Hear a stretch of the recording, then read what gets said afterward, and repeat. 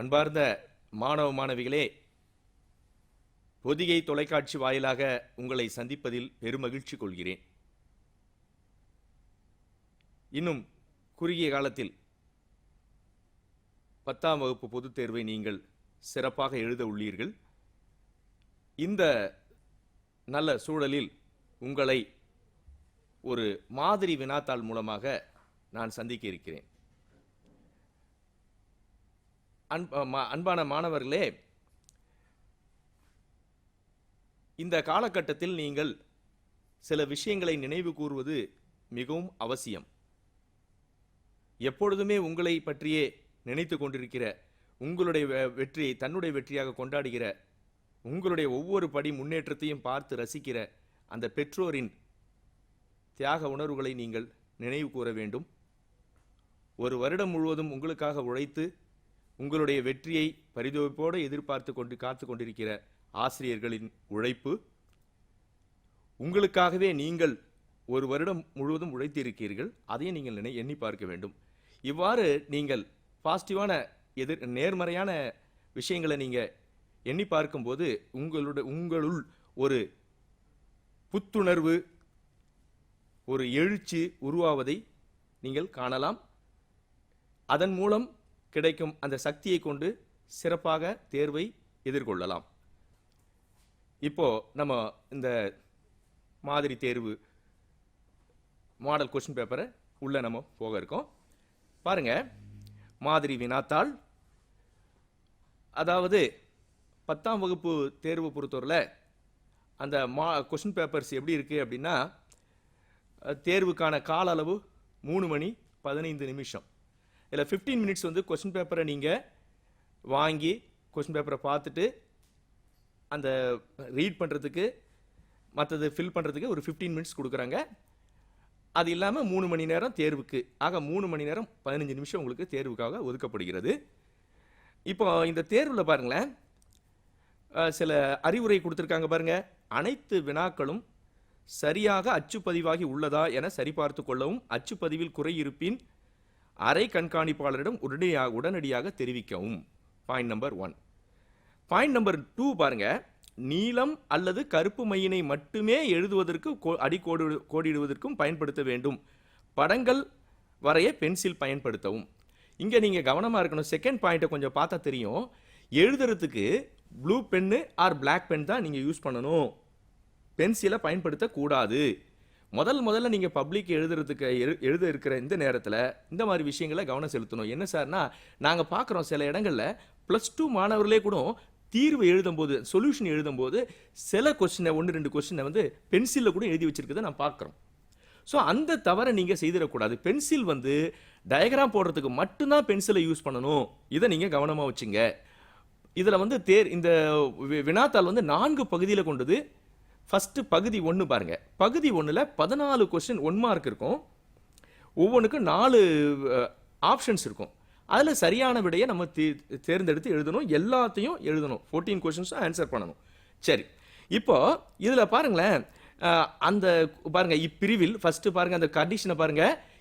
முதல்ல இதுக்கு முன்னாடி பாருங்க, கொஸ்டின் நம்பருக்கு முன்னாடி இருக்கு பாருங்க.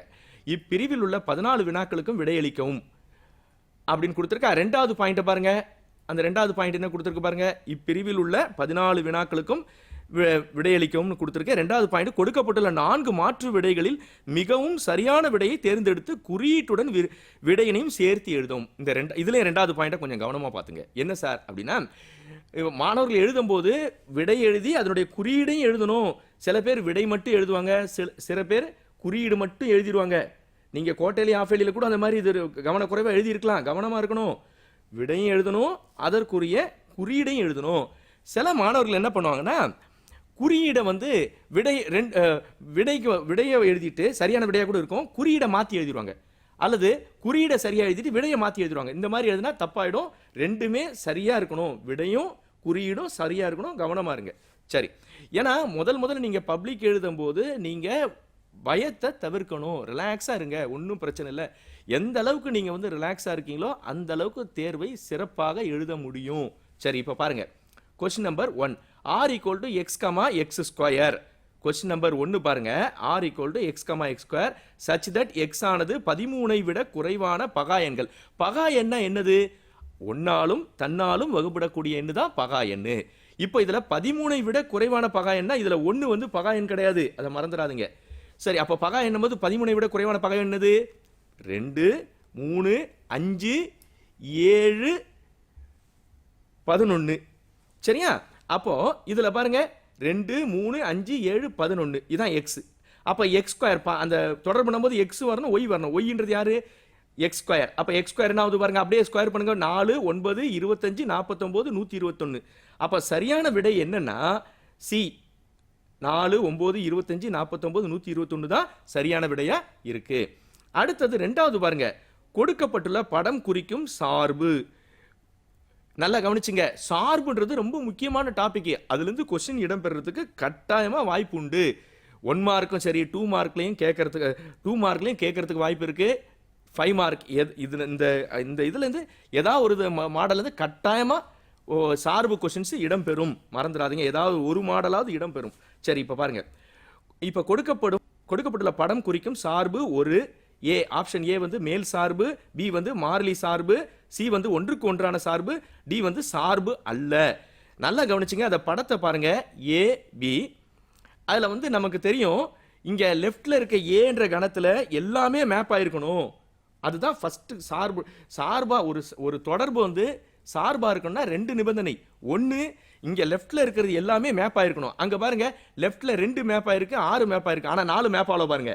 அப்போ அது ஃபர்ஸ்ட் கண்டிஷன் ஃபெயிலியர் ஆயிடுது. அது மட்டும் இல்ல, ரெண்டாவது கண்டிஷனை பாருங்க. ரெண்டாவது கண்டிஷனா ஒவ்வொரு உறுப்புக்கும் ஒரு இமேஜ், அதாவது ஒரு உருதான் இருக்கணும். இப்போ எனக்குன்னு ஒரு இமேஜ் அப்படின்னா கரெக்டா இருக்கும். 2 இமேஜ்னா அது சரியா இருக்காதுல. அப்போ இமேஜ் ஒன்று தான் இருக்கணும், உரு ஒன்று தான் இருக்கணும். அங்க பாருங்களேன், அந்த படத்தை பாருங்க, 2உடைய உரு வந்து 4, 2 உரு இருக்கு பாருங்க, 2 இமேஜ் இருக்கு பாருங்க, அது இருக்கக்கூடாது. அப்ப சார்புடைய செகண்ட் கண்டிஷனும் ஃபெயிலியர் ஆகுது பாருங்க. ஆக 2 கட்டுப்பாடுமே ஃபெயிலியர் ஆகுறதால இது சார்பு அல்ல, not at all a function. அப்போ ஆப்ஷன் டி வந்து சரியான விடை. நெக்ஸ்ட் மூணாவது பாருங்க, f of x equal to x plus 1 whole cube minus x minus 1 whole cube குறிப்பிடும் சார்பானது அப்படின்னு கொடுத்துருக்கு. அதுல பாருங்களேன், கொஞ்சம் பார்த்தா தெரியும் உங்களுக்கு. நேரிய சார்பு, ஒரு கன சார்பு, தலைகீழ் சார்பு, இருபடி சார்பு. அதை நீங்க பாத்தீங்கன்னா தெரியும். ஆன்சர் பாருங்க, x plus 1 the whole cube அதை விரிவுபடுத்தினா x cube plus 3x square plus 3x plus 1 நடுவுல மைனஸ் வரும். அப்புறம் x minus 1 the whole cube அதை பார்த்தா தெரியும். x minus 1 the whole cube பாருங்க, x minus 1 the whole cube விரிவுபடுத்தினா x cube minus 3x square plus 3x minus 1. இப்போ இதுல முதல்ல இந்த ஃபர்ஸ்ட்லயும் பாருங்க, ரெண்டாவதுலயும் பாருங்க, x cube கேன்சல் ஆயிட்டு டேர்ம் ஸ்டார்ட் ஆகுறது எதுல இருந்து ஸ்டார்ட் ஆகுதுன்னா x ஸ்கொயர்ல இருந்து ஸ்டார்ட் ஆகுறதால அது இருபடி சார்பா இருக்கு. இருபடி சார்புன்றதா சரியான விடையா இருக்கும், டி ஆப்ஷன். நாலாவது பாருங்க, 65 மற்றும் 117 ஆகியவற்றின் மீபோவாவை 65 m 117 என்ற வடிவில் எழுதும் போது m இன் மதிப்பு கேட்கறாங்க. அப்போ இந்த ஆன்சர்ல பி ஆன்சர் 2ன்றது தான் சரியான விடை. இது உங்களுக்கு பாடத்துக்கு பின்னாடி உள்ள ஆன்சர் தான். அது புக்குக்கு பின்னாடி இருக்க 1 மார்க் ஆன்சர் தான். அது ஆன்சர் வந்து 2. அடுத்தது 5வது கொஸ்டின் பாருங்க.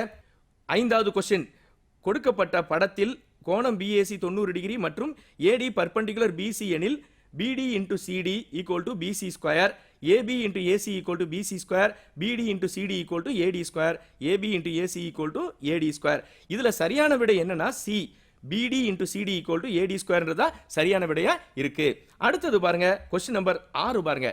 இது வந்து உருவாக்கப்பட்ட வினா. cos 60 degree sin 30 degree plus cos 30 degree sin 60 degree equal to எவ்வளவுன்னு கேட்கறாங்க. அதுல cos 60 டிகிரி மதிப்பு பாருங்க, அங்க cos 60 டிகிரி அப்படின்னும் போது என்ன வருது பாருங்க, ஆன்சர் cos 60 டிகிரிக்கு 1/2, sin 30 டிகிரிக்கு 1/2 பெருக்கல் நடுவுல. அப்புறம் அடுத்தது பிளஸ் √3/2 இன்டூ √3/2. இந்த 1/2 1/2 பெருக்கினா 1/4 பிளஸ் √3/2 பெருக்கும்போது √3 3 2 4 ஆக கூட்டினா 1 வருது. இதே இன்னொரு வாய்ப்பாடு கூட இருக்கு, sin a plus b வந்து sin a cos b plus cos a sin b அப்படின்னு ஒரு வாய்ப்பாடு. அது அடுத்த வகுப்புல தான் நீங்க பாப்பீங்க. அதை அப்படி பார்க்கும்போது அது a வந்து 60, b வந்து 30 அப்படின்னும் போது அங்க sin a plus b வடிவத்தில் இருக்கிறதால sin 60 plus 30 sin 90 1. ஆக அப்படியும் நம்ம ஆன்சரை கொண்டு வர்றதுக்கு வாய்ப்பு இருக்கு. சரி, அடுத்ததாக பாருங்க கொஸ்டின் நம்பர் 7 பாருங்களேன். -2 -2 -2 டாட் டாட் டாட் என்பது எத்தகைய தொடர் வரிசை அப்படின்னு கேட்குறாங்க. கூட்டு தொடர் வரிசை, பெருக்கு தொடர் வரிசை, மேற்கண்ட இரண்டும் அல்ல, கூட்டுத்தொடர் மற்றும் பெருக்கு தொடர் அப்படின்னு 4 ஆப்ஷன் கொடுத்துருக்காங்க பாருங்க. இப்போ கூட்டு தொடரா இருந்தா எப்படி இருக்கும்? அதாவது பின்னால் உள்ள உறுப்புல இருந்து முன்னால் உள்ள உறுப்பை கழிக்கணும். T2 - T1 பாருங்க, -2 -2 அப்ப என்ன ஆகும்? -2 + 2 0 வந்துரும். அப்போ இப்போ அதே மாதிரி T3 - T2 போட்டாலும் 0 வரும். அப்போ கூட்டுத்தொடர் கட்டுப்பாடை நிறைவு பண்ணிடுது. அடுத்தது பெருக்கு தொடர் கட்டுப்பாடு வருதா பாருங்களேன். அதாவது R பெருக்கு விகிதம் Rக்கு என்ன வாய்ப்பாடுனா T2 / T1. அப்போ T2 வந்து -2, T1 -2 வகுத்தல் -2 / -2 எவ்வளோ? 1. அப்போ அதே மாதிரி T3 / T2ன்னு போட்டாலும் அதே 1 தான் வரும். ஆக இது கூட்டுத்தொடர் கட்டுப்பாட்டை நிறைவு செய்து பெருக்கு தொடர் கட்டுப்பாட்டை நிறைவு செய்து ரெண்டுத்தையுமே நிறைவு செய்யறதால அப்போ ஆப்ஷன் வந்து என்னதுன்னா, அதாவது கூட்டுத்தொடர் மற்றும் பெருக்கு தொடர். இங்க இன்னொரு விஷயத்தை நீங்க ஞாபகம் வைக்கணும். அந்த தொடரை பார்த்தா தெரியும் எல்லாமே ஒரே நம்பரா இருக்கு பாருங்க. அப்ப எல்லாமே ஒரே நம்பரா இருந்தா உடனடியா சொல்லிடலாம் அது கூட்டு தொடராகவும் இருக்கும் பெருக்கு தொடராகவும் இருக்கும் அப்படின்றத நம்ம அழகா சொல்லிடலாம். அடுத்ததாக நெக்ஸ்ட் கொஸ்டின் பாருங்க. Question number 8. கொஸ்டின் நம்பர் 8ல பாருங்களேன். கொஸ்டின் நம்பர் 8 என்ன கொடுத்திருக்கு? 2, 1 வெட்டும் புள்ளியாக கொண்ட இரு நேர்கோடுகள் x - y - 3 = 0, 3x - y - 7 = 0. அப்புறம் b வந்து x + y = 3, 3x + y = 7. c வந்து 3x + y = 3, x + y = 7. அப்புறம் d வந்து x + 3y - 3 = 0, x - y - 7 = 0. சரிங்களா? அப்போ இதுல வந்து கரெக்டான ஆன்சர் என்னன்னா x + y = 3, 3x + y = 7. இந்த b ஆப்ஷன் தான் கரெக்டான ஆன்சரா இருக்கு. அடுத்தது கொஸ்டின் நம்பர் 9 பாருங்க. ஒரு நேர்வட்ட கூம்பின் ஆரம் 5 சென்டிமீட்டர் மற்றும் சாயுரம் 12 சென்டிமீட்டர் எனில் அதன் குத்து உயரம், அதாவது குத்து உயரம்னாலும் உயரம்னாலும் ஒண்ணுதான். சரி, அது வந்து 12 சென்டிமீட்டர், 4 சென்டிமீட்டர், 13 சென்டிமீட்டர், 5 சென்டிமீட்டர் கொடுத்திருக்காங்க. ஆப்ஷன் ஏ 12 சென்டிமீட்டர் தான் சரியான விடையா இருக்கு. அடுத்தது பாருங்க 10. கொஸ்டின் நம்பர் 10 பாருங்களேன். கொஸ்டின் நம்பர் 10 வந்து 5, 7, 3, p மற்றும் 6, என்பன ஒரு கோட்டமைந்தவை எனில் p இன் மதிப்பு. ஆப்ஷன் ஏ 3, ஆப்ஷன் பி வந்து 6, ஆப்ஷன் சி 9, ஆப்ஷன் டி வந்து 12. இதுவும் புக்குக்கு பின்னாடி உள்ள சம் தான். இதில் ஆப்ஷன் சி 9ன்றது சரியான விடையா இருக்கு. அடுத்தது பாருங்க கொஸ்டின் நம்பர் 11 பாருங்க. முதல் 20 இயல் எண்களின் விளக்க வர்க்க சராசரி. Option A 32.25, option B 44.25, option C 33.25, option D 30. இதில் ஆப்ஷன் ஏ 32.25ன்றது சரியான விடையா இருக்கு. அடுத்தது கொஸ்டின் நம்பர் 12 பாருங்க. 3 மாறிகளில் அமைந்த 3 நேரியல் சமன்பாடுகளின் தொகுப்பிற்கு தீர்வு இல்லையெனில் அத்தொகுப்பில் உள்ள தளங்கள் ஒரே ஒரு புள்ளியில் வெட்டும். இது ஆப்ஷன் ஏ. ஆப்ஷன் பி ஒரு கோட்டில் வெட்டும். ஆப்ஷன் சி ஒன்றின் மீது ஒன்று பொருந்தும். ஆப்ஷன் டி ஒன்றை ஒன்று வெட்டாது. ஒன்றை ஒன்று வெட்டாது அப்படின்றது தான் சரியான விடையா இருக்கும். ஏன்னா இது வந்து தீர்வு இல்லை அப்படின்னும் போது தீர்வா இருந்தனா அது வெட்டுறதுக்கான வாய்ப்பு இருக்கு. ஒரு ஒருமை தீர்வுனா ஒரு புள்ளியில வெட்டும், எண்ணற்ற தீர்வுனா ஒரு தளங்கள்ல வெட்டும், ஒரு கோடுல வெட்டும். ஆனா இது தீர்வு இல்லை அப்படின்னு சொல்லிட்டதால இது வந்து என்னது ஒன்றை ஒன்று வெட்டாது அப்படின்றது சரியான ஆன்சரா இருக்கும். கொஸ்டின் நம்பர் 13 பாருங்க. x² + 4x + 4 என்ற இருபடி பல்லுறுப்புக்கோவை x அச்சை வெட்டி கொள்ளும் புள்ளிகளின் எண்ணிக்கை கேட்கறாங்க. பொதுவாகவே எக்ஸில் அமைந்த இருபடி சமன்பாடு அப்படின்னா அது பரவளையத்தை தான் குறிக்கும் அப்படின்றத நீங்க நல்ல கவனம் வச்சுங்க. அப்ப இது ஒரு பரவளையம். இந்த பரவளையம் பொறுத்தவரை எக்ஸ் அச்சை எந்த புள்ளியில வெட்டுது அப்படின்னு பார்க்கணும். அப்போ y மதிப்பை 0 போடுங்க. அப்போ x² + 4x + 4 அதுல அதை காரணிப்படுத்தினா x + 2 x + 2 அதை ஈக்குவல் டு 0ன்னு பண்ணும்போது எக்ஸுக்கு 2 மதிப்பு வரும். -2 -2. ஆனா 2 மதிப்பும் ஒரே மாதிரி இருக்கு பாருங்க. ஆக இந்த பரவளையமானது x அச்சை x = -2 என்ற புள்ளியில் தொட்டு செல்கிறது அப்படின்றத தெரிய வருது. ஆக ஒரே ஒரு புள்ளி தான். அப்ப ஆப்ஷன் பி தான் சரியான விடையா இருக்கும். கொஸ்டின் நம்பர் 14 பாருங்க. ஒரு புத்தகத்தில் ஒரு பக்கத்தை சமவாய்ப்பு முறையில் தேர்ந்தெடுக்கும் போது பக்க எண்ணில் 1ஆம் இடத்தில் வரும் இலக்க எண் 7ஐ விட குறைவாக இருப்பதற்கான நிகழ்தகவு அப்படின்னு கேட்கறாங்க. 4 ஆப்ஷன் கொடுத்துருக்காங்க. 1ஆம் இடம்னா என்ன சார்? இப்போ பக்க எண் வந்து 125ன்னு வச்சுங்க. அப்போ 1ஆம் இடம்ன்றது எவ்வளோனா 5. ஆக அந்த 1ஆம் இடம்ன்றது கடைசியா இருக்கிறது. அந்த நம்பர் வந்து எப்படி எதை வச்சு ஃபில் பண்ணலாம்? 0 1 2 3 dot dot dot dot up to எது வரைக்கும் வரும்? 9 வரைக்கும் வரும். ஆக மொத்த வாய்ப்பு வந்து 10. அதாவது n of s 10. அதுல 7ஐ விட குறைவா இருக்கணும் நமக்கு சாதகமான வாய்ப்பு. 7ஐ விட குறைவு என்ன இருக்கு? 0 1 2 3 4 5 6. ஆக n of a எவ்வளவு இருக்கு? 7. இப்ப சொல்லுங்க p of a க்கு என்ன வாய்ப்பாடு? n of a by n of s. அதாவது 7/10 அப்படின்றது சரியான விடையா இருக்கு. ஆக क्वेश्चन நம்பர் 14 க்கு சரியான விடை B ஆப்ஷன் 7/10. இப்போ நம்ம அடுத்த இதுக்கு செக்ஷன் 2 பகுதி 2க்கு பார்க்கலாம். ஓகே, பகுதி 2 பாருங்களேன். பகுதி 2ல வந்து மொத்தம் 14 வினா இருக்கும். அதுல வினா எண் 28க்கு கட்டாயமாக விடையளிக்கவும். இது நல்லா கவனமா பார்த்துக்கணும். கட்டாய வினா அப்படின்னும் போது அதை ரொம்ப கேர்ஃபுல்லா நீங்க டீல் பண்ணிக்கணும். ஏன் சார் அப்படின்னா, அந்த மொத்தம் வந்து 10 கொஸ்டின் எழுதணும்னா 28வது கொஸ்டின் கட்டாயமா எழுதியிருக்கணும். நீங்க 28 விட்டுட்டு மீதி இருக்க 13 கொஸ்டின்ல நீங்க 7 கொஸ்டின் எழுதினாலும் 6 கொஸ்டினா தான் கவுண்ட் ஆகும். நீங்க 28வது கொஸ்டின் எழுதினாதான் 7 கொஸ்டின் பூர்த்தி ஆகும். இதுல நீங்க ரொம்ப கேர்ஃபுல்லா இருங்க. இது தவறு பண்றதுக்கு வாய்ப்பு இருக்கு. 28வது கொஸ்டின் கட்டாயம் எழுதி மீதி உள்ள 13ல 6 எழுதணும். இதை கவனமா வச்சுக்க. முதல்ல ஃபர்ஸ்ட் பப்ளிக்ல நீங்க பண்றதால நான் எதெல்லாம் கவனமா வைக்க சொல்லியிருக்கணும் அதுல எப்பவுமே மைண்ட்ல வச்சிட்டு இருங்க. அப்படி வைக்கும் போது தான் உங்களுக்கு அந்த தவறுகள்ல இருந்து நீங்க ஈஸியா தவிர்த்து கொள்ளலாம். சரி, இப்ப பாருங்க क्वेश्चन நம்பர் 15 பாருங்க. ஒரு சமவாய்ப்பு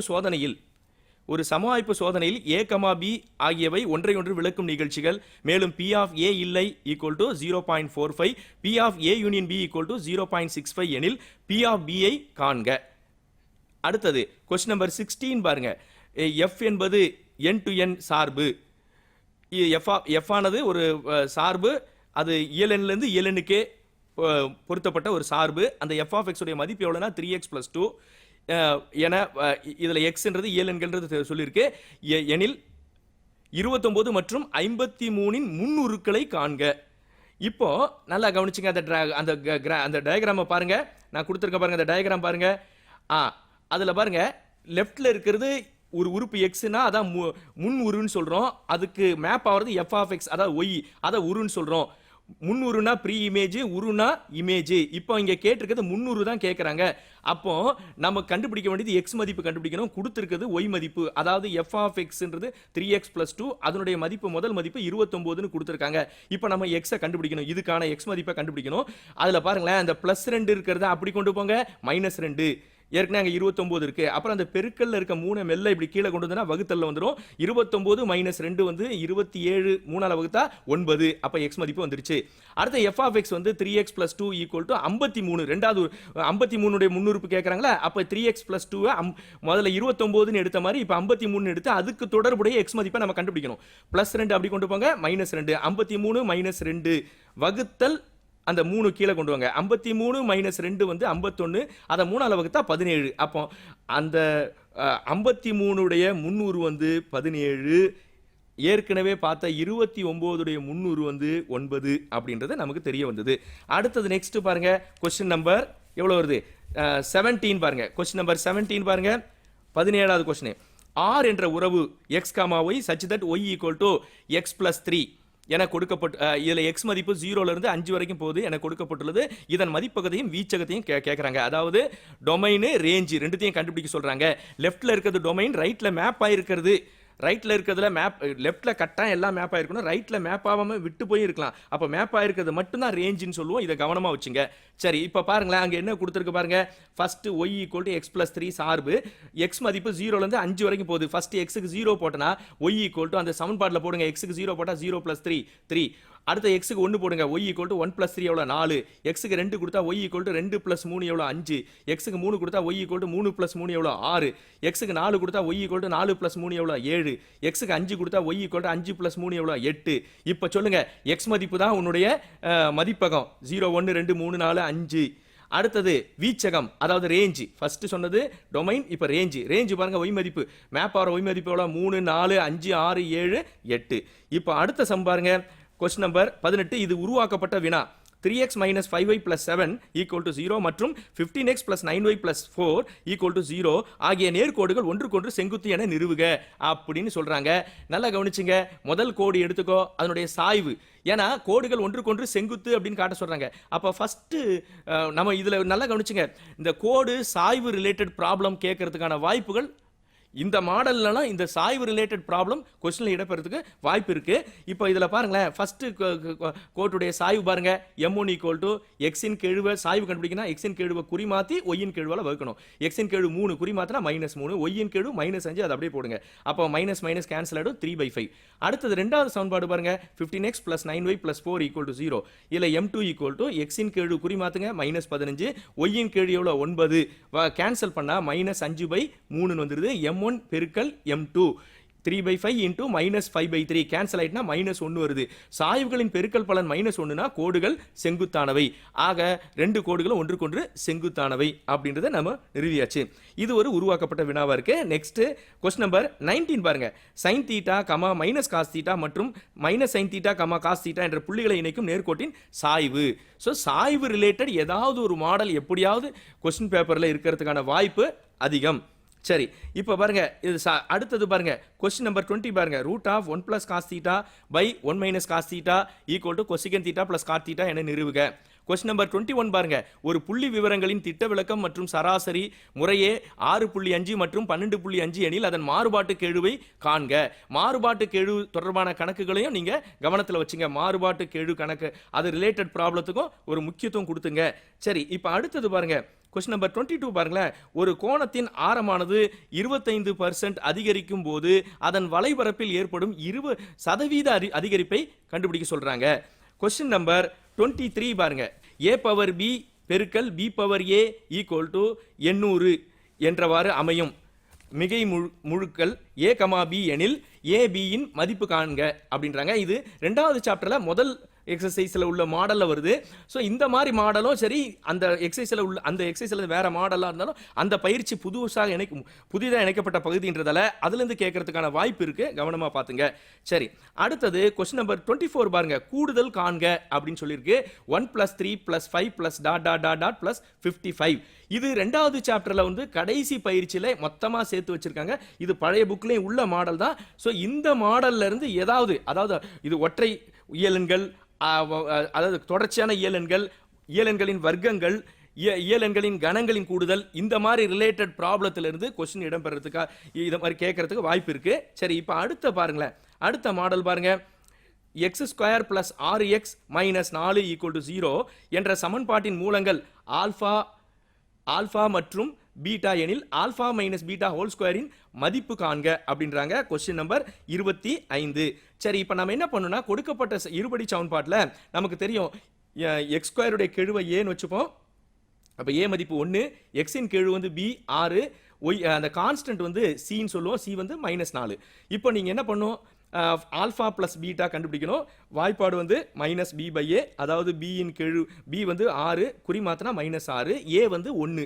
அப்போ -6/1 வந்து -6 பெருக்கல் பலன். ஆல்பா பீட்டா எவ்வளவு வந்துருது, c/a. c எவ்வளோ, -4/a எவ்வளோ, 1. அப்போ -4. இப்போ நீங்க நம்ம கிட்ட இருக்கிறது கூடுதல் பெருக்கல் பலன் மதிப்பு. ஆனா கேட்டிருக்கதோ ஆல்பா மைனஸ் பீட்டா. அப்போ ஆல்பா மைனஸ் பீட்டா ஹோல் ஸ்கொயரை இந்த கூடுதல் பெருக்கலா கொண்டு வரணும். அதுக்கு ரைட்ல நான் கொடுத்துருக்க பாருங்க, alpha plus beta the whole square -4 alpha beta. இதை சுருக்குனா என்ன ஆகுது பாருங்களேன். Alpha plus beta the whole ஸ்கொயருக்கு வாய்ப்பாடு alpha square plus beta square plus 2 alpha beta. அடுத்தது -4 ஆல்பா பீட்டா. ரெண்டுத்தையும் சேர்க்கும் போது -2 ஆல்பா பீட்டா. அது எதுக்கு சமம்னா alpha minus beta the whole square. ஆக alpha minus beta the whole ஸ்கொயரை எப்படி எழுதலாம்னா, alpha plus beta the whole square -4 alpha பீட்டான்னு எழுதலாம். இதுல alpha plus beta the whole ஸ்கொயருடைய மதிப்பு -6, அதை வர்க்கப்படுத்துறோம் 36, -4 இன்ட்டு ஆல்பா பீட்டா மதிப்பு -4, மைனஸ் இன்ட்டு மைனஸ் பிளஸ் 16. ஆக டோட்டலா கூட்டினா 52. சரியான விடை வந்து இதுக்குரிய விடை வந்து 52. அடுத்த क्वेश्चन நம்பர் 26 பாருங்க. தீர்க்க x⁴ + 13x² + 42 = 0. இது அடுத்த क्वेश्चन பாருங்க. 27. கொடுக்கப்பட்டுள்ள படத்தில் AD என்பது கோணம் BAC இன் இருசம வெட்டியாகும். AC = 14 சென்டிமீட்டர் மற்றும் BC = 6 சென்டிமீட்டர் எனில் BD மற்றும் DC ஐ காண்க அப்படின்னு கேட்டிருக்காங்க. கொஸ்டின் நம்பர் 28 பாருங்களேன். 8x² - 25 = 0 என்ற இருபடி சமன்பாட்டின் மூலங்களின் கூடுதல் மற்றும் பெருக்கல் பலன் கண்டுபிடிக்க சொல்றாங்க. நமக்கு தெரியும் x² கெழு வந்து a வந்து 8, அது x இல்ல, அப்போ அந்த கெழு b வந்து 0, அப்புறம் கான்ஸ்டன்ட் வந்து c வந்து -25. ஆல்ஃபா பிளஸ் பீட்டா வந்து வாய்ப்பாடு -b/a, b வந்து 0/a வந்து 8, 0/8 0. ஆல்ஃபா பீட்டா வாய்ப்பாடு என்னது c/a, c மதிப்பு -25, a மதிப்பு 8. ஸோ ஆன்சர் வந்து -25/8. அடுத்தது நெக்ஸ்ட் நம்ம பார்க்க போறது பகுதி 3 நம்ம பார்க்க போறோம். பகுதி 3ல அதே மாதிரி 14 கொஸ்டின்ஸ் இருக்கு. அதுல கொஸ்டின் நம்பர் 42க்கு கட்டாயமாக விடையளிக்கவும். இங்கே நீங்க 42வது கொஸ்டினை ஆன்சர் பண்ணிட்டு மீதி இருக்க 13 கொஸ்டின்ல இருந்து 6 கொஸ்டின் எடுக்கணும். அவ்வாறு இல்லாம 42 ஆன்சர் பண்ணாம நீங்க 13 கொஸ்டின்ல இருந்து 7 கொஸ்டினை நீங்க கரெக்டா ஆன்சர் பண்ணாலும் நாங்க அந்த அதாவது கொடுக்கக்கூடிய ஆன்சர் நாங்க எடுக்கிறது எப்படின்னா 6 கொஸ்டின் தான், அந்த 6 கொஸ்டின் தான் இதாகும் தவிர கம்பல்சரி கொஸ்டின் அட்டன் பண்ணலனா 7 கவுண்ட் ஆகாது. இதையும் நீங்க கவனமா வச்சுங்க.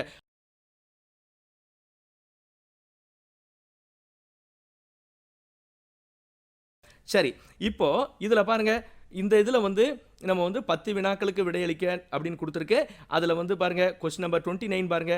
a = x belongs to w such that 0 less than x less than 5. b = x belongs to w. wனா முழு எண்கள் உங்களுக்கு தெரியும், 0ல இருந்து ஸ்டார்ட் ஆகும், 0 1 2 3. சரி, அப்புறம் 0 less than x less than 2. c கொடுத்துருக்காங்க, அதே மாதிரி x belongs to w such that x less than 3 அப்படின்னு சொல்லிட்டாங்க. இதுல நீங்க நல்லா கவனமா பாருங்க. a கணந்த பாருங்க, அதை வந்து நீங்க அந்த டேபுலர் ஃபார்ம்ல எழுதுறோம் பாருங்க. அதாவது x உடைய மதிப்பு 0க்கும் 5க்கும் இடையில அப்படின்னா எவ்வளவு வரும்? 1 2 3 4. அப்ப a உடைய கரெக்டான விரி வந்து 1 2 3 4 டேபுலர் ஃபார்ம் அப்படின்னு சொல்லுவோம்ல. சரி, அடுத்தது b = எவ்வளவு வந்துருது பாருங்க. 0 less than = x less than = 2. அதாவது 0வும் சேரும் 2 ரெண்டும் சேரும். அப்ப 0 1 2. அடுத்தது c மதிப்பு பாருங்க, x less than 3. x less than 3னா 3க்கு கீழேன்னும் போது x வந்து w அப்படி w எதுல இருந்து ஸ்டார்ட் ஆகுது? 0ல இருந்து ஸ்டார்ட் ஆகுது. அதே நேரத்தில் அது 3 விட குறைவா இருக்கணும் அப்படின்றாங்க. அப்ப 0 1 2. இங்க கவனமா பாருங்க, b-யும் c-யும் ஒரே கணமா இருக்கு பாருங்க. அப்ப b வெட்டு c அப்படின்னும் போது அதே தான் வரும். காமன் போது மூணுமே ரெண்டுத்துலயுமே 3 இருக்கு. 0 1 2 0 1 2 இருக்கிறதால b வெட்டு c வந்து 0 1 2. இப்போ அடுத்தது பாருங்க, நீங்க என்ன பண்ணணும்? a that is a cross b intersection c. a cross b intersection c னா a உடைய கணத்துல இருக்கிற உறுப்பையும் b வெட்டு c கணத்துடைய உறுப்பையும் கிராஸ் பண்ணணும். கார்ட்டீசியன் பெருக்கல் என்ன ஒரு கார்ட்டீசியன் பெருக்கல் போட்டா 1 0 1 1 1 2 2 0 2 1 2 2 3 0 3 1 3 2 4 0 4 1 4 2. சரி, இப்போ நீங்க என்ன பண்ணுவோம்? இடதுபுறம் ரெடி பண்ணியாச்சு, சமன்பாடு 1. வலதுபுறம் என்னது? a cross b. அதாவது a-வையும் b-யையும் கார்ட்டீசியன் பெருக்கல் பண்ணும், கார்ட்டீசியன் ப்ராடக்ட். அப்போ 1 0 1 1 1 2 2 0 2 1 2 2 3 0 3 1 3 2 4 0 4 1 4 2. இது a cross b. a cross c-ன்றது என்னது? 1 0 1 1 1 2 2 0 2 1 2 2 3 0 3 1 3 2 4 0 4 1 4 2. இது a cross c. இப்போ a cross b-க்கும் a cross c-க்கும் பொதுவா இருக்கிறதுன்னு பார்த்தா அப்படியே உங்களுக்கு வருது பாருங்க. அந்த சமன்பாடு 1ல என்ன இருக்கோ அது அவ்வளவு அப்படியே கரெக்டா கிளியரா வந்துருச்சு பாருங்க. அப்ப சமன்பாடு 1 2ல இருந்து ரெண்டும் சமமா இருக்கு. அப்ப இடதுபுறமும் வலதுபுறமும் சமமா இருக்கு. அடுத்தது 30வது क्वेश्चन பாருங்க. f of x = 2x + 3, g of x = 1 - 2x மற்றும் h of x வந்து 3x. f circle g circle h = f circle g circle h. அதாவது சார்புகளின் சேர்ப்புன்னு சொல்லுவோம். f of x f of g of x சார்புகளின் சேர்ப்பு அப்படின்னு சொல்லுவோம். இங்க பாருங்களேன், 3 சார்பு எடுத்து சேர்ப்பு பார்க்குறோம். அதாவது ஃபங்க்ஷன் ஆஃப் ஃபங்க்ஷன் அப்படின்னு சொல்லுவோம். காம்போசிஷன் ஆஃப் ஃபங்க்ஷன் ஆங்கிலத்தில் சொல்லுவோம். தமிழ்ல சார்புகளின் சேர்ப்பு. சார்புகளின் சேர்ப்பு வந்து சேர்ப்பு பண்புக்கு உட்படுது பாருங்களேன். 3 சார்பை எடுத்துட்டு மாத்தி நீங்க பிராக்கெட்டை மாத்தி பண்ணும்போது 2 மதிப்பு சமமா வருது பாருங்க. அப்ப இது சார்புகளின் சேர்ப்பு பண்புக்கு உட்பட்டது. ஒரு பண்பை நிறைவு பண்ற மாடல்ன்றதால இந்த மாடல்ல இருந்து இந்த மாடல் क्वेश्चंस கேட்கறதுக்கு சான்ஸ் இருக்கு. சோ அத கவனமா இருங்க. இந்த காம்போசிஷன் ஆஃப் ஃபங்க்ஷன்றத மாடல் கொஞ்சம் கவனமா பாத்துங்க. இப்போ அடுத்ததாக क्वेश्चन நம்பர் 31 பாருங்க. Question number 31. புவியீர்ப்பு விசையின் காரணமாக t வினாடிகளில் ஒரு பொருள் கடக்கும் தூரமானது s of t = ½ gt² + at + b என கொடுக்கப்பட்டுள்ளது. g ஆனது புவியீர்ப்பு விசையின் காரணமாக ஏற்படும் முடுக்கமாகும். இங்கு a, b ஆகியவை மாறிலிகள். s of t ஆனது ஒன்றுக்கொன்று சார்பாகுமா, அதாவது 1-to-1 ஃபங்க்ஷனா இருக்குமா அப்படின்னு கேட்குறாங்க.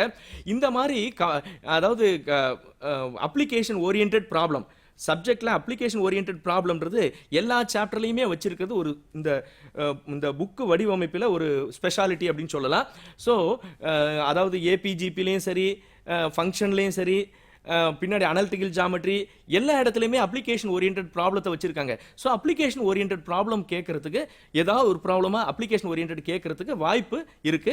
ஸோ அந்த அப்ளிகேஷன் ஓரியன்ட் ப்ராப்ளத்தை கொஞ்சம் கவனமா வச்சுங்க.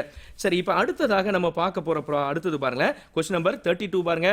9x⁴ plus 12x³ plus 28x² plus ax plus b என்பது ஒரு முழு வர்க்கம் எனில் a, b ஆகியவற்றின் மதிப்புகளை காண்க. இந்த மாடல் கொஸ்டின்ஸ் இங்க பாருங்க, வர்க்க மூலம் முழு வர்க்கம்னா ab இன் மதிப்பு கண்டுபிடிக்கிறது இதெல்லாம் முக்கியமானது. அதுவும் இந்த வருஷம் புதுசா இன்ட்ரோடியூஸ் பண்ணிருக்காங்க. அதாவது ரிவர்ஸ்ல x அந்த x⁴ x² மேல வரதுக்கு பதிலா வகுத்தல்ல வர மாதிரி மாடல் கொடுத்திருக்காங்க. அந்த மாடல் கொஞ்சம் கவனமா இருங்க. ஏன்னா அது புதுசா இன்ட்ரோடியூஸ் பண்ணிருக்கிறதால அந்த மாடல் கேட்கறதுக்கு வாய்ப்பு இருக்கு. சரிங்களா?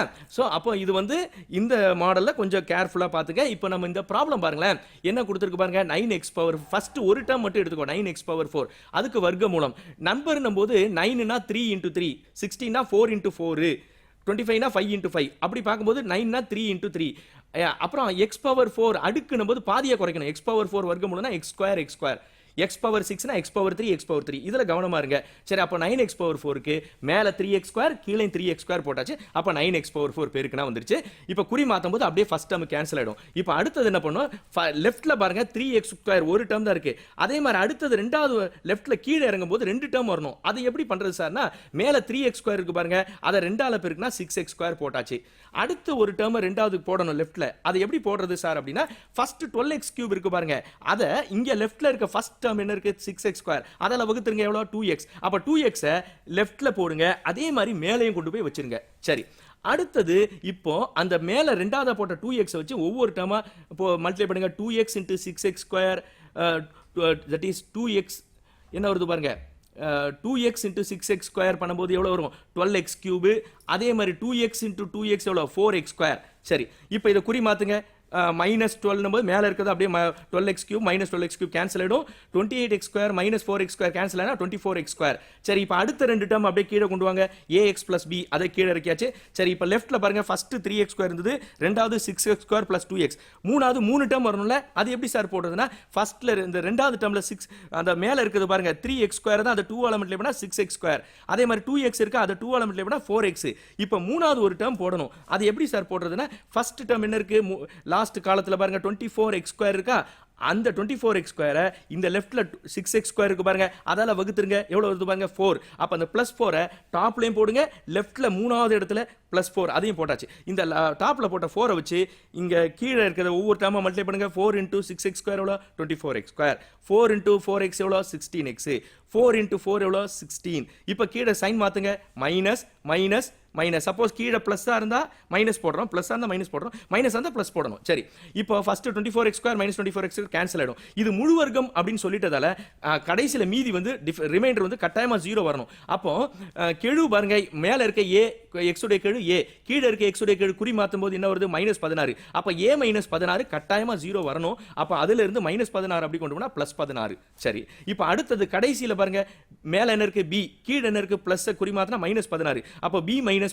அதுவும் கட்டாயமா 0 வரணும். அப்ப b -16 0னா அப்ப b = எவ்வளவு 16. ஆக இங்க a மதிப்பு 16, b மதிப்பு 16 வந்துருது. அடுத்தது பாருங்க, நெக்ஸ்ட் என்ன வருது பாருங்க.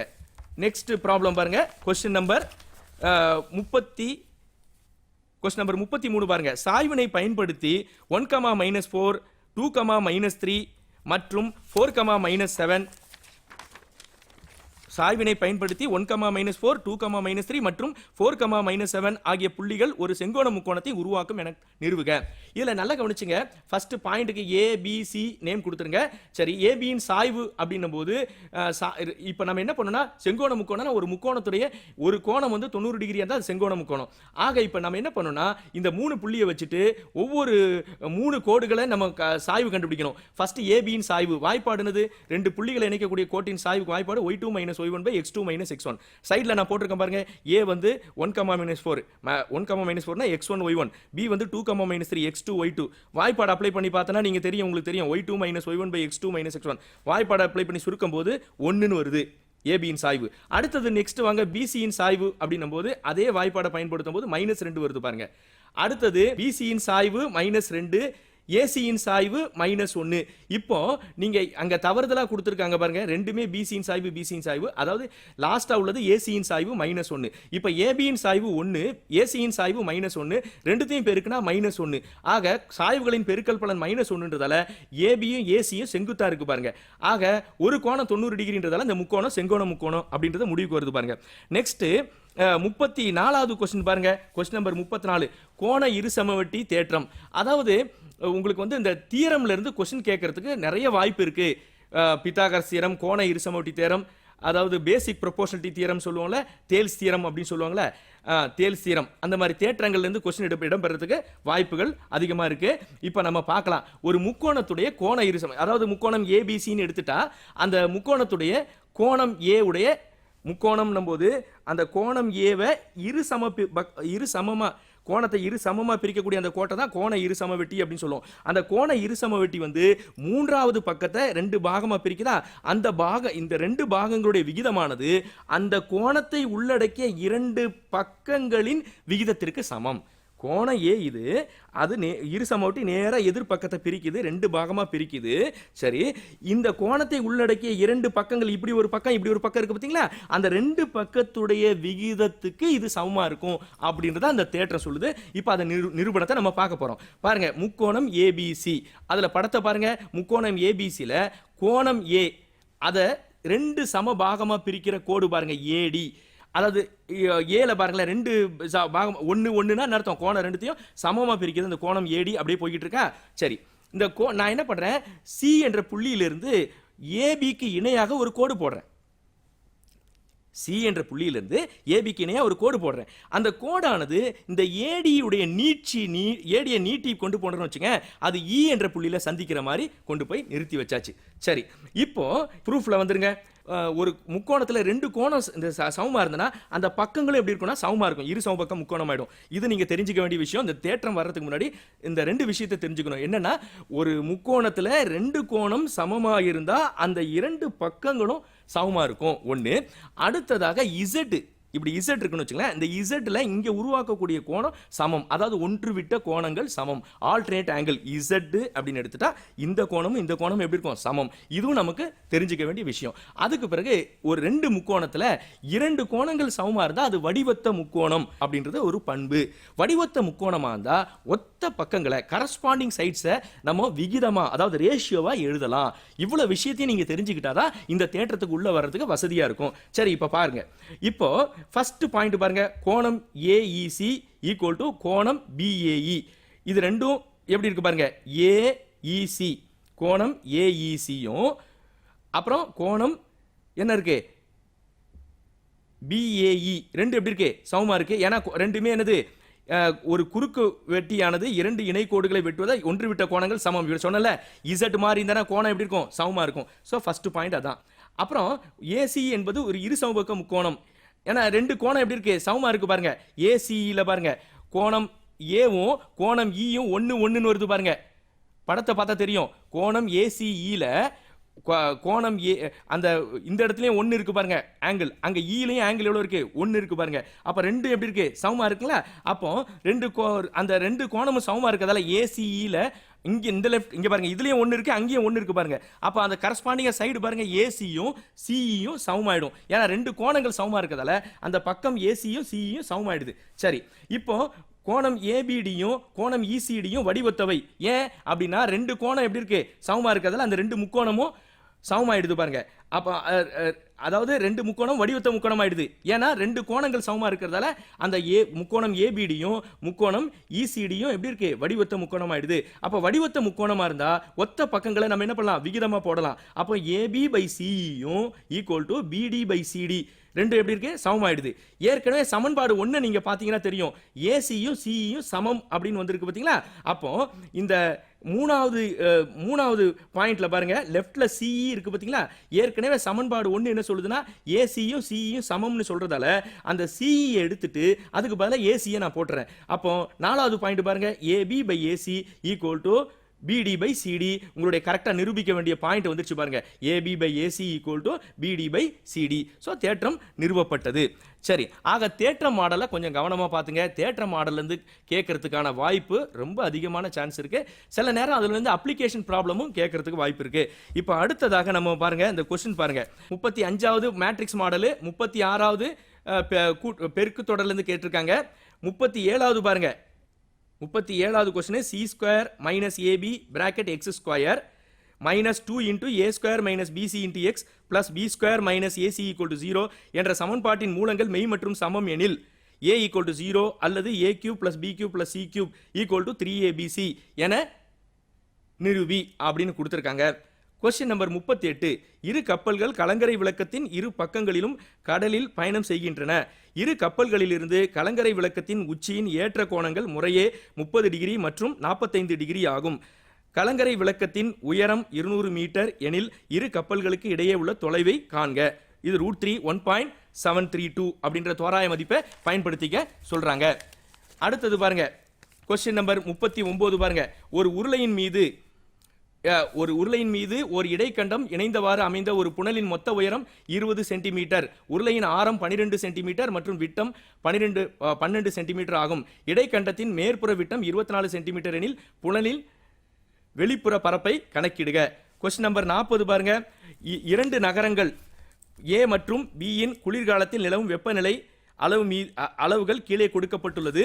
சரி, எந்த நகரமானது வெப்பநிலை மாறுபாடுகளில் அதிகமான நிலைத்தன்மை கொண்டது? இந்த மாடல், இந்த கன்சிஸ்டன்சி, நிலைத்தன்மை அல்லது திட்ட விளக்கம், இந்த ரெண்டு மாடல் இருந்து ஏதாவது ஒரு மாடல் கட்டாயமா கொஸ்டின்ஸ் மேக்ஸிமம் கேட்கறதுக்கான வாய்ப்பு அதிகம். மாடல்லாம் இந்த கொஸ்டின்ஸ் வேற மாதிரி கொஸ்டின்ஸே இருக்கும். ஆனா நிலைத்தன்மை அல்லது திட்ட விளக்கம் இந்த மாடல்ல இருந்து 5 மார்க் இடம் பெறுறதுக்கு நிறைய வாய்ப்பு இருக்கு. அடுத்ததாக கொஸ்டின் நம்பர் 41 பாருங்க. 52 சீட்டுகள் கொண்ட சீட்டுக்கட்டில் இருந்து ஒரு சீட்டு எடுக்கப்படுகிறது. அந்த சீட்டு இராசா அல்லது ஹாட் அல்லது சிவப்பு நிற சீட்டாக இருப்பதற்கான நிகழ்தகவை காண்க. இப்போ உங்களுக்கு நிகழ்தகவை பொறுத்தவரை இந்த சீட்டுக்கட்டு மாடல்ல இருந்து கொஸ்டின்ஸ் கேட்கறதுக்கான வாய்ப்புகள் இருக்கு. சீட்டுக்கட்டுன்னும் போது அந்த சீட்டுக்கட்டில் உங்களுக்கு மொத்தம் தெரியும், உங்களுக்கு 52 சீட்டு இருக்கும். சரி, அதில் 4 கேட்டகரி இருக்கும். அதாவது என்னெல்லாம் இருக்கும்?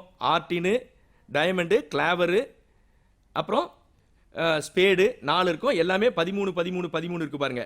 அதில் அந்த கிளாவரும் ஸ்பேடும் பாருங்க பிளாக்ல இருக்கு பாருங்க. ஆர்டினும் டைமண்டும் ரெட்ல இருக்கு பாருங்க. அதை கவனமா பாத்துங்க. அப்ப 26 ரெட், 26 பிளாக். ஸோ இந்த நாலேஜ் தெளிவா இருக்கணும். சரி, கிங்கை பொறுத்தவரை என்ன இருக்கு? 4 கிங் இருக்கு, 2 ரெட் 2 பிளாக். அதே மாதிரி தான் குயின், அதே மாதிரி தான் ஜாக்கு. இதை நீங்க அப்புறம் ஏஸும் அதே மாதிரி 4 ஏஸ் இருக்கு, மீதியெல்லாம் நம்பர் இருக்கு. இதை கவனமா பாத்துங்க. இப்போ ப்ராப்ளத்துக்கு பாருங்க. ப்ராப்ளம் போகும்போது அங்க பாருங்க என்ன இருக்கு பாருங்க. மொத்தம் 52 சீட் இருக்கா? சரி, அப்ப n(s) வந்து 52. முதல்ல ஒரு 3 விதமான நிகழ்ச்சி இங்க இருக்கு. எப்பவுமே ஆர் அல்லதுன்னு வந்தனா நம்ம என்ன பண்ணணும்னா யூனியன்றது நல்ல ஞாபகம் வச்சுங்க. ஸோ இப்போ நம்ம 3 விதமான நிகழ்ச்சியை நம்ம இன்ட்ரோடியூஸ் பண்ணோம். ராசா சீட்டு ஏ வர்ற நிகழ்ச்சி வந்து ஏன்னு வச்சுக்கோ. அப்போ நமக்கு தெரியும் கிங்ன்றது 4 இருக்குல்ல. அப்போ n(a) 4. அப்போ p(a) வாய்ப்பாடு n(a/n(s) 4/52. அடுத்தது பி ஆனது ஹார்ட் சீட்டு கிடைப்பதற்கான நிகழ்ச்சி அப்படின்னு சொல்லிட்டாங்க. ஹார்ட் சீட்டுன்றது 13 இருக்கும். அப்போ p(b) வந்து என்னது? n(b/n(s). கரெக்டா? அப்போ 13/52. அதுக்கு அடுத்தது என்ன கொடுத்திருக்காங்க பாருங்க. நெக்ஸ்ட் போட்டோம்.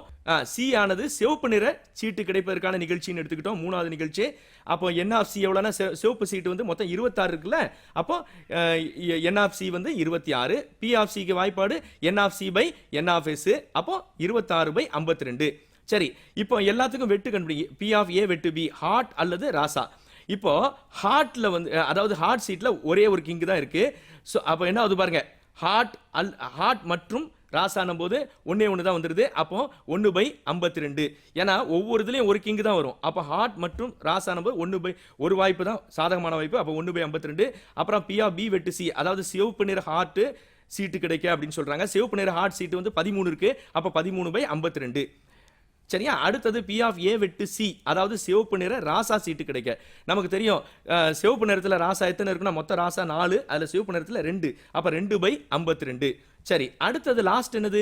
p(a) வெட்டு b வெட்டு c, அதாவது ஹார்ட்டாவும் இருக்கணும், ராசாவும் இருக்கணும், சிவப்பு நிறத்துல இருக்கணும். அப்ப அதுல ஒண்ணே ஒன்று தான் இருக்கணும். என்ன? ஒரு வாய்ப்பு தான் இருக்குது. ஹார்ட்டு, ராசா, சிவப்பு எல்லாம் வர மாதிரி ஒன்றே ஒரு வாய்ப்பு தான் இருக்குது. அப்போ 1/52. இப்போ தேவையான நிகழ்தகவு என்ன சொல்கிறாங்கன்னா 3 நிகழ்ச்சி அல்லது அல்லது அல்லதுன்னு கொடுத்துட்டா அல்லதுனாலுமே யூனியன். அப்போ தட் இஸ் ஆர்னு வந்தாலுமே யூனியன் சேர்ப்பு. அப்போ பி ஆஃப் ஏ சேர்ப்பு பி சேர்ப்பு சி. வாய்ப்பாடு என்னது? P of A plus P of B plus P of C minus P of A வெட்டு B minus P of B வெட்டு C minus P of C வெட்டு ஏ. தனித்தனியாக சிங்கிளாக வரும்போது ப்ளஸ்ஸு, அப்புறம் டபுளாக வரும்போது மைனஸ் வந்துடுது பாருங்க. அப்புறம் ட்ரிபிளாக வரும்போது மறுபடியும் குறி மாறுது பாருங்க. ப்ளஸ் பி ஆஃப் ஏ வெட்டு பி வெட்டு சி. அதாவது கூட்டல் தேற்றம் 3 நிகழ்ச்சிக்கு கூட்டல் தேற்றத்துக்கு வாய்ப்பாடுது.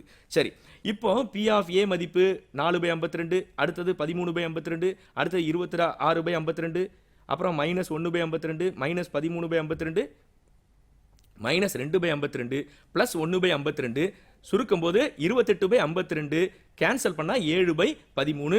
ஆக தேவையான நிகழ்தகவு 7/13 அப்படின்றது நமக்கு கிடைக்குது. ஸோ அடுத்தது பாருங்க, கொஸ்டின் நம்பர் 42 பாருங்க. ஒரு நபர் 10 ஆண்டுகளில் 16,500 சேமிக்கிறார். ஒவ்வொரு ஆண்டும் அவர் சேமிக்கும் தொகையானது அதற்கு முந்தைய ஆண்டு சேமிக்கும் தொகையை விட 100 அதிகம் எனில் அவர் முதல் ஆண்டு எவ்வளவு சேமித்திருப்பார்? ஸோ இது வந்து ஒரு உருவாக்கப்பட்ட வினாவாக இருக்குது. அதே நேரத்தில் இது வந்து நல்லா கவனிச்சுங்க. உருவாக்கப்பட்ட வினான்ற போது புக்குக்குள்ளே இருந்து அந்த கான்செப்டை வச்சும் கேட்பாங்க, அல்லது அங்கே பின்னாடி இருக்க மிஸ்செலேனியஸ் ப்ராப்ளம், அந்த திங்கிங் காரணம், இந்த மாதிரி ரிலேட்டடாக அதுலேருந்து கொஸ்டின்ஸ் 1 மார்க்கோ அந்த மாதிரிலாம் கிரியேட்டட்லாம் அங்கே உள்ளுக்குள்ளேருந்து எடுக்கிறதுக்கு வாய்ப்பு இருக்குது. பின்னாடி கொஸ்டின் கலெக்ஷன்ஸ் கொடுத்துருக்காங்களே அந்த மாதிரி இது கியூஆர் கோடு இந்த மாதிரி கொஸ்டின்ஸ்லேருந்து உங்களுக்கு அந்த உருவாக்கப்பட்ட வினா எடுக்கிறதுக்கு வாய்ப்பு இருக்குது. ஸோ இதெல்லாம் நீங்கள் கொஞ்சம் கவனமாக நீங்கள் பார்த்துக்கிறது அவசியமாக இருக்குது. அடுத்தது பாருங்க, இதில் வந்து அப்ளிகேஷன் ப்ராப்ளம் ஏபிஜிபியிலேருந்து இந்த மாதிரி பயன்பாட்டு கணக்கு ஏபிஜிபியிலேருந்து எடுக்கிறதுக்கு வாய்ப்பு அதிகம். இப்போ அடுத்தது நம்ம பார்க்க போகிறது பகுதி 4ல் வந்து 43, 44 2 கொஸ்டின்ஸ் இருக்குது. அல்லது அல்லது ஆர் டைப்பில் இருக்குது. இப்போ இதில் ஃபஸ்ட்டு பாருங்க, கிராஃப் y = x² + 3x - 4 இன் வரைபடம் வரைந்து அதன் மூலம் x² + 3x - 4 = 0 என்ற சமன்பாட்டினை தீர்க்கவும். அல்லது சுருக்குக அப்படின்னு ஒரு மாடல் கொடுத்துருக்காங்க. இது கிரியேட்டடு. சரி, இப்போ 43வது கிராஃப் வந்து ஒரு முக்கியமான மாடல். இதனுடைய சொல்யூஷன் நம்ம பார்க்குறோம். பொதுவாகவே வந்து நீங்கள் மாணவர்களே ஃபஸ்ட்டு நம்ம வந்து இந்த கொஸ்டின்ஸ் அட்டன் பண்ணும்போது நீங்கள் முதல் பப்ளிக்ன்றதை வந்து நீங்கள் அதுக்காண்டி நீங்கள் ரொம்ப பயப்பட வேண்டிய அவசியம் இல்லை. ஏன்னா குவார்ட்டர்லி ஆஃப் இயர்லிலாம் எப்படி அட்டன் பண்ணியிருக்கீங்களோ அதை மாதிரியே நீங்கள் ரிலாக்ஸாக அட்டன் பண்ணலாம். ஆனால் நீங்கள் கொஞ்சம் உங்கள் ஆசிரியர் சொல்லியிருக்கதையும் இப்போ நான் சார் சொல்லிட்டு இருக்கதையும் எதெல்லாம் முக்கியமான பாயிண்ட்ஸாக இருக்கோ அதெல்லாம் கொஞ்சம் கவனமாக வச்சுங்க. ஏன்னா இப்போ நாங்கள் 12th பேப்பர்லாம் திருத்தும் போதெல்லாம் கூட பார்க்குறோம், அதாவது கொஸ்டின் நம்பர் கூட சில பேர் மிஸ் பண்ணி போட்டிருக்காங்க. கொஸ்டின் நம்பர் உரிய கேள்விக்கு உரிய வினா என்ன ரொம்ப கவனமாக எழுதுங்க. நீங்கள் ஒரு பகுதி 2 பகுதி 3 அப்படின்னும் போது பகுதி 2னா அந்த 7 கொஸ்டினையும் கரெக்டாக எழுதிட்டு தான் சார் அடுத்த பகுதிக்கு போகணுமா அப்படின்ற அவசியமே இல்லை. அப்படி தான் போகணுன்னு அவசியம் இல்லை. நீங்கள் சப்போஸ் எனக்கு ஒரு 5 தெரிஞ்சிச்சு சார், அப்புறம் நம்ம யோசிச்சுட்டு கூட நான் அடுத்த பகுதிக்கு போயிட்டு கூட யோசிக்கலாம், தாராளமாக எழுதலாம். ஆனால் நீங்கள் பகுதி போட்டு அதுக்குரிய வினா என்ன எழுதுறத மறந்துடாதீங்க. ரொம்ப கவனமாக இருங்க. ஒரு கொஸ்டின் வந்து உங்களுக்கு வந்து பாதியில் சப்போஸ் நிற்கிதுன்னா அதையும் நினச்சிட்டு ரொம்ப டென்ஷன் ஆகாமல் விட்டுட்டு பாதியை விட்டுட்டு கூட நீங்கள் அடுத்த கொஸ்டின் ஸ்டார்ட் பண்ணிக்கலாம். அப்புறம் 2-3 கொஸ்டின் எழுதிட்ட பிறகு உங்களுக்கு வந்து திருப்பியும் உங்களுக்கு ஞாபகம் வரும்போது கூட எழுதிக்கலாம். அவசரப்பட்டு அடிச்சிடாதீங்க. பாதி தானே எழுதியிருக்கேன்னு அடிச்சிடாதீங்க. இது தப்பு பண்ணிடாதீங்க. ஏன்னா கடைசியில் உங்களுக்கு அந்த பாதி கொஸ்டின்ஸ் கூட எழுதுறதுக்கு நேரம் இல்லாமல் கூட போகிறதுக்கு வாய்ப்பு. அதனால் எழுதுனது இருக்கட்டும், கடைசியாக அடிக்கிறது எல்லாத்தையுமே கடைசியாக நீங்கள் டைம் உங்களுக்கு தாராளமாக இருக்குது. 3 மணி நேரம் 15 நிமிஷம்ன்றது ரொம்ப அதிகமான டைம் உங்களுக்கு கொடுத்துருக்காங்க. பிரச்சனையே இல்லை. நீங்கள் ரிலாக்ஸாக எழுதினாலுமே கரெக்டாக முடிச்சிட முடியும். சரிங்களா? அதனால் நீங்கள் ஒவ்வொரு இதையும் பதறாமல் நிதானமாக செய்யும் போது தெளிவாக நீங்கள் அட்டன் பண்ணுறது சாத்தியமாகும். சரி, இப்போ அடுத்தது பாருங்களேன், இந்த ப்ராப்ளத்துக்கு பாருங்க. இப்போ நம்ம வந்து கிராஃபில் பாருங்களேன், ஃபஸ்ட்டு நீங்கள் என்ன பண்ணணும்னா என்ன கொடுத்துருக்கு, எக்ஸை பொறுத்தவரை -4லேருந்து +4 வரைக்கும் கொடுத்துருக்கேன். அப்படி தான் -4லேருந்து +4 தான் கொடுக்கணுமா சார் அப்படின்னா அப்படி கிடையாது. நீங்கள் உங்களுக்கு வெற்ற புள்ளியை கண்டுபிடிக்கணும்னா அதை காரணிப்படுத்திடலாம். x² + 3x - 4 காரணிப்படுத்தினா உங்களுக்கு எக்ஸுக்கு மதிப்பு ஒன்று வந்து -4 வரும், இன்னொன்று +1 வரும். அதை வச்சே நீங்கள் -4 இங்கே லெஃப்ட்டில் வரணும், ரைட்டில் +1 வரைக்கும் வந்தால் கூட போதும். ஆனால் நம்ம எக்ஸ்ட்ரா 4 வரைக்கும் நம்ம போட்டிருக்கோம். ஸோ அது நமக்கு எவ்வளோ நீங்கள் போடுறீங்களோ அது உங்களுடைய விருப்பம் தான். ஆனால் வெற்ற புள்ளி மட்டும் கரெக்டாக இருக்கிற மாதிரி நீங்கள் பார்த்து போட்டுக்கணும். இதுதான் முக்கியம். சரி, இப்போ -4லேருந்து +4 வரைக்கும் போட்டிருக்கேன். ஃபஸ்ட்டு x² தானே, எல்லாத்தையும் வர்க்கப்படுத்து. -4 வர்க்கப்படுத்தினா 16, 9, 4, 1, 0, 1, 4, 9, 16. சரி, அடுத்த 3x எவ்வளோ வருது 3x போது அந்த எக்ஸை 3ஆல் பெருக்கு -12 -9 -6 -3 0 அப்புறம் 3 6 9 12 அப்புறம் எல்லாத்துலேயும் -4 கான்ஸ்டன்ட் தானே, அதை -4 லைனாக போட்டுக்கோ. இப்போ எல்லாத்தையும் கூட்டுருங்க. கூட்டும் போது கவனமாக இருங்க. ஃபர்ஸ்ட்டில் முதல் காலத்தை கூட்டிடாதீங்க. 2வது 3வது 4வது மட்டும் 2 3 4 மட்டும்தான் நீங்கள் கூட்டணும். கூட்டினா 0. அப்புறம் 9 -9 கேன்சல் ஆகிடும் -4. அப்புறம் 4 -6 -4 அப்படின்னப்போ -6. அதே மாதிரி அடுத்தது 1 -3 -4 கூட்டினா -6. 0 0 -4 கூட்டினா -4. 1 3 -4 கூட்டினா 0. 4 6 -4 கூட்டினா 6. 9 9 -4 கூட்டினா 14. 16 12 -4 கூட்டும் போது 24. சரிங்களா? இப்போ நீங்கள் கொஞ்சம் கவனமாக பார்த்துங்க. இப்போ நீங்கள் இதில் வந்து தவறு எங்கே வரும்னா, மேலே இருக்க ஃபஸ்ட்டு ரோ இருக்கு பாருங்க, அந்த நம்பரை கூட்டி போட்டுறக்கூடாது. இந்த மாதிரி நீங்கள் பதட்டம் எங்கே வந்தால் தப்பு வரும்னா, இந்த மாதிரி ப்ராப்ளத்தில் நீங்கள் வந்து கொஞ்சம் கடைசி டைம் ஆகிடுதோ ஏதாவது நீங்கள் உங்களுக்குள்ள ஒரு பதட்டத்தை கிரியேட் பண்ணால் இந்த மாதிரி தப்பு வந்துடும். அதனால் பொறுமையாக நிதானமாக போடுங்க. உங்களுக்கு டைம் இருக்கா, தாராளமாக டைம் இருக்கும். ஏன்னா ஏற்கனவே நீங்கள் கோட்டையிலே ஆஃபேலிலேயே நீங்கள் ஃபுல் போர்ஷன் டெஸ்ட்டு, அது இல்லாமல் கவர்மெண்ட்டில் நீங்கள் உங்களுக்கு வந்து ரிவிஷன்லாம் 2-3 ரிவிஷன் வரைக்கும் வச்சுருக்காங்க. சரிங்களா? அதனால் நீங்கள் வந்து போதிய பயிற்சி உங்களுக்கு எடுத்திருக்கீங்க. நீங்கள் கொஞ்சம் அந்த பயிற்சியெல்லாம் நீங்கள் ஏற்கனவே பண்ணியிருக்கதான் ரீகால் பண்ணுங்கள். ஒவ்வொரு வாட்டி கொஸ்டின் பேப்பர் நீங்கள் அட்டன் பண்ணும்போது ஒரு செக்ஷன் சிறப்பாக செய்யும் போது உங்களுக்குள்ள நீங்களே உங்களை பாராட்டிங்க. அப்படி பாராட்டும் போது உங்களுடைய செயல்திறன் மேம்படும். நான் நல்ல விதமாக பண்ணிட்டேன், பார்ட் 1 பண்ணிட்டேன், பார்ட் 2 சிறப்பாக பண்ணிட்டேன் அப்படின்னு நீங்கள் உங்களுக்குள்ளே நீங்கள் உள்ளுக்குள்ளே அப்ரிஷியேட் பண்ணிக்கிட்டே நீங்கள் எழுதும்போது உங்களுடைய செயல்திறன் மேம்படும். தைரியமாக இருங்க, சிறப்பாக நீங்கள் செய்வீங்க.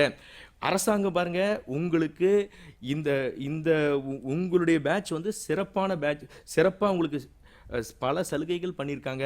அதாவது நீங்கள் பள்ளி எழுதுகிற அதே பள்ளியில் தான் நீங்கள் எங்கே படிச்சிங்களோ அதே பள்ளியில் தான் எல்லா மாணவர்களும், ஒரு சில மாணவர்களும் தான் அப்படி பண்ணுவாங்க. இப்போ எல்லா மாணவர்களும் அந்தந்த பள்ளியில் தான் நீங்கள் எழுத போகிறீங்க. ஒன்று, உங்களுடைய ஆசிரியர்கள் எல்லாத்தையுமே நீங்கள் ரொம்ப நாளைக்கு பிறகு நீங்கள் பார்க்கக்கூடிய ஒரு சூழலும் நீங்கள் வரும். அந்த மாதிரி சூழல் இருக்குது அந்த பள்ளியிலே எழுதுறதால. அது மட்டும் இல்லை, அரசாங்கமும் தமிழக அரசும் சரி, தேர்வுத்துறையும் சரி, பள்ளி கல்வித்துறை, தேர்வுத்துறை மற்றும் இணையம் எல்லாமே உங்கள் மேலே கூடுதல் கனிவோடு உங்களை நடத்தவிருக்கிற இந்த சூழலில் இது உங்களுக்கு ஒரு கூடுதல் பலமாக இருக்கும் அப்படின்றதுல எல்லளவும் சந்தேகம் இல்லை.